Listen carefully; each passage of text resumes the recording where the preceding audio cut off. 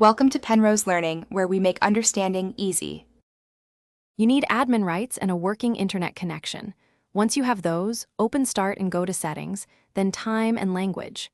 Make sure Windows Update is up to date so time services have current certificates. Next, check that Set Time Automatically is on as a first test. If it's off, toggle it on and wait 10-15 seconds to see if time corrects. If it doesn't, proceed to the next steps to force a sync and adjust time zone settings. Once done with basic checks, open Control Panel's Date and Time and use the Internet Time tab to manually sync with time. Windows. COM, click Update Now. If that fails, open an elevated command prompt and run w32tm/resync to force the Windows Time service to query the NTP server. This often resolves drift.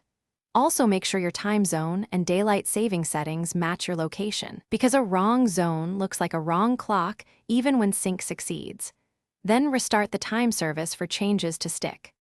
To finish, if automatic syncing still fails, set the time manually in settings as a short-term fix, then restart the Windows Time service and reboot to apply changes. If the clock immediately drifts again, inspect hardware. A failing CMOS battery on older machines will cause persistent errors.